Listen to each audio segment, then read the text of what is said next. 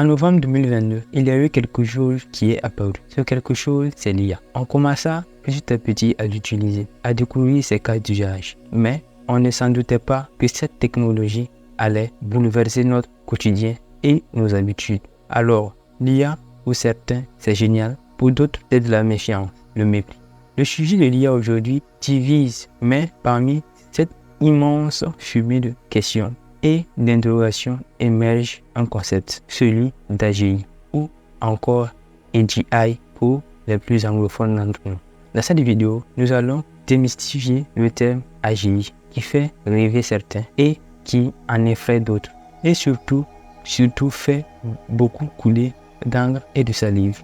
Pour ceux qui sont nouveaux sur cette chaîne, je m'appelle Abidine et sur cette chaîne, on parle d'intelligence artificielle, on parle de développement de SaaS et de soloprenariat ou d'entrepreneuriat en général. Si ce thème vous plaît, n'hésitez pas à vous abonner et à activer la cloche de notification. C'est parti pour la vidéo. AGI pour Artificial General Intelligence. Nous allons nous attarder sur le terme AGI. Nous allons essayer de voir quels sont les contours à travers ce terme. Quelles sont les différentes appréhensions des uns et des autres de la communauté scientifique sur le terme d'AGI. Maintenant, nous allons voir qu'est-ce que l'AGI dans un premier temps. Dans un deuxième temps, nous allons voir l'impact de l'AGI sur nos vies. Et après, nous allons essayer de voir comment s'adapter dans cette nouvelle ère technologique. Sans plus tarder, allons dans le vif du sujet. Qu'est-ce que l'AGI? L'AGI ou AGI est une intelligence artificielle qui serait plus intelligente que les hommes dans tous les domaines.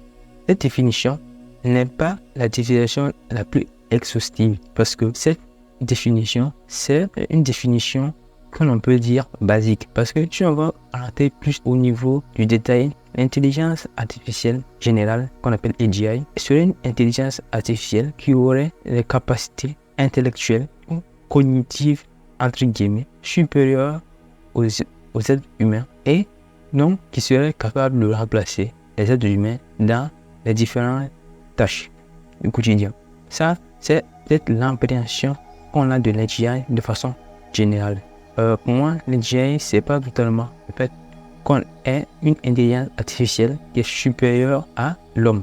Parce que de ce fait, l'intelligence artificielle qu'on a déjà, c'est-à-dire les LLM, les Large Language Model, les LLM déjà ont une capacité de savoir maîtriser plusieurs aspects, plusieurs domaines que l'être humain en serait capable. Un exemple, c'est que les LLM sont faciles, maîtrisent facilement plusieurs domaines d'activité. Par exemple, les LLM maîtrisent comment faire pour rédiger un appui de blog, comment faire pour coder, comment faire pour écrire une œuvre littéraire, comment faire pour écrire des documents scientifiques. Mais l'homme, par nature, est spécialisé. Donc, l'homme ne peut pas connaître un vaste spectre de compétences. C'est assez difficile. Donc, pour cela, on peut déjà qualifier les LLM, c'est-à-dire GPT-4 ou GPT-4o, comme une AGI, une intelligence artificielle générale. Mais ici, la subtilité se trouve. La subtilité, c'est que les LLM, par rapport aux humains, ne savent pas raisonner et n'arrivent pas à trouver ou n'arrivent pas à déterminer certains aspects de la vie courante. Donc, les LLM ont du mal à interagir avec le monde extérieur. Les LLM ont du mal aussi à avoir une capacité de réflexion ou une capacité cognitive à pouvoir résoudre des problèmes très très complexes. Donc, pour cela, je pense que le terme d'AGI est un terme qui, pour moi, est un terme qui veut dire seulement une intelligence artificielle serait capable de faire des tâches supérieures à l'homme, mais qui ne serait pas capable de raisonner et d'avoir la même profondeur de système cognitif comme l'homme, par exemple.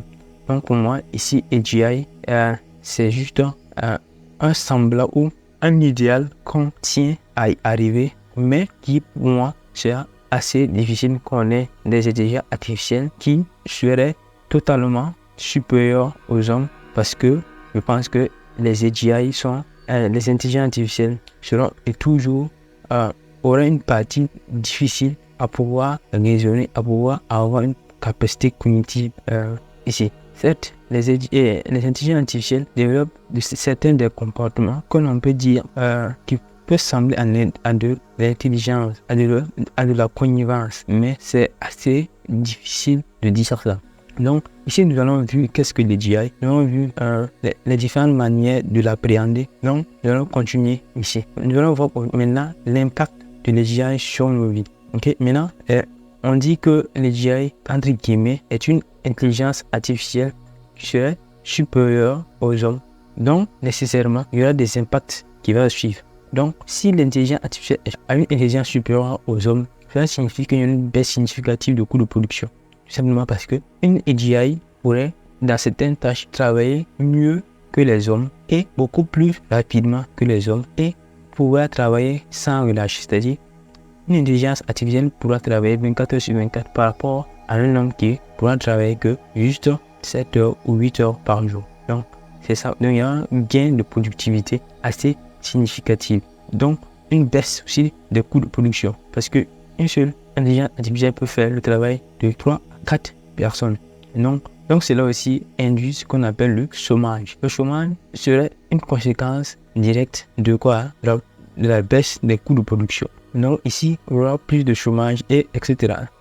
Mais moi, je parle de cet avis. Je pense que l'intelligence artificielle créera plus d'opportunités que à travers les métiers qui vont émerger au niveau de l'intelligence artificielle.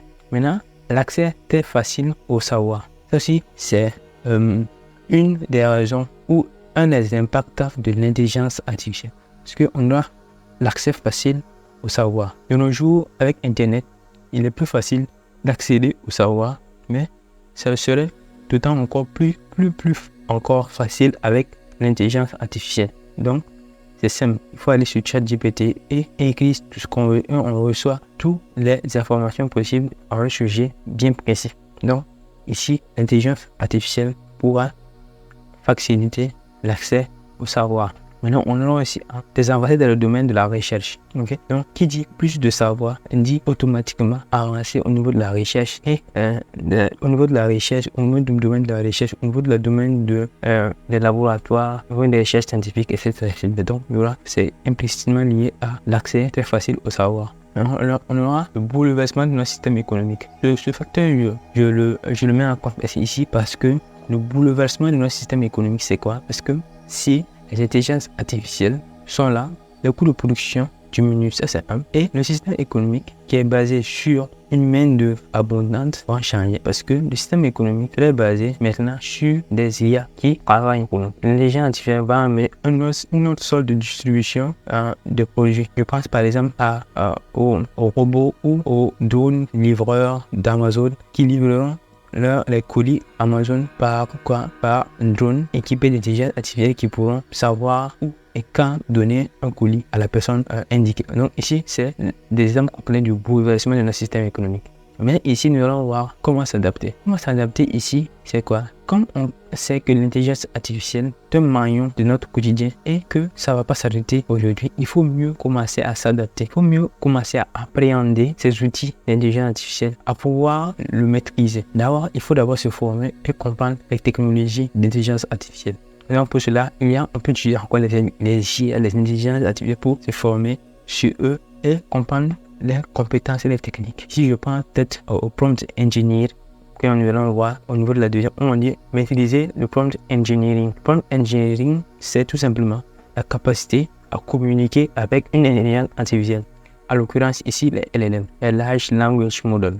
Ok, maintenant ici, voilà, c'est la capacité à pouvoir communiquer avec ces IA. Donc, ceux qui maîtrisent, ceux qui ont une faculté ou une aisance à parler avec l'intelligence artificielle pourront facilement mettre en contribution les intelligences artificielles pour qu'ils fassent des travaux pour eux. Maintenant, en troisième partie, nous allons savoir comment développer des solutions. Okay. Il faut savoir que l'intelligence artificielle, il y a plusieurs couches. Il y a ceux qui font la recherche, ceux qui sont dans les écoles d'université, etc., etc. Il y a ceux, après eux, qui font des entreprises qui créent des IA générales. ChatGPT, Open Source comme Mistral, Llama 3. Ce sont des sociétés qui ont des intelligences artificielles générales. Après eux, il y aura ceux qui vont maintenant créer une autre couche, qui vont créer des solutions adaptées à des domaines précis, à des cas spécifiques. Ici, maintenant, c'est l'opportunité pour ceux qui savent créer des solutions en code ou en no code de saisir pour pouvoir créer ces outils d'intelligence artificielle. Ici parce que l'opportunité est telle parce que au niveau des LLM, il y a une petite faiblesse, c'est-à-dire il y a des manquements. On dit qu'au niveau de ChatGPT, on parle d'hallucination parce que dans certains moments, si tu poses à ChatGPT une question et qu'il ne sait pas, il va forcément te donner une réponse. Des fois, même si la réponse n'est pas très pertinente, il va te le donner quand même, ce qu'on appelle l'hallucination. Donc, pour combattre ce système-là, on a ce qu'on appelle un système qu'on appelle le RAG, pour Retrieval Augmented Generation. C'est un système qui permet de réduire l'hallucination des modèles d'intelligence artificielle en confrontant à une base de données extérieure, à une knowledge base, qu'on appelle une base de connaissances extérieure ou à des outils extérieurs. Donc, cela, beaucoup de startups ou beaucoup de petits et moyennes entreprises utilisent ces systèmes-là pour intégrer dans leur business ou dans leur entreprise. Après ça, on va maintenant parler d'intégrer l'IA dans son quotidien. On va d'intégrer l'IA dans son quotidien, c'est-à-dire chaque fois utiliser l'IA comme assistant dans le quotidien. Donc, commencer à se familiariser à l'utilisation de l'IA, commencer à l'utiliser fréquemment pour pouvoir maîtriser, on parle ici de prompt engineering, donc pour pouvoir maîtriser les contours, les spécificités de chaque intelligence artificielle. Bon, je dis que je vois que la vidéo fait beaucoup, donc pour ne pas trop suivre cette vidéo. Ok, si cette vidéo vous a plu, n'hésitez pas à vous abonner et activer la cloche de notification. Ciao.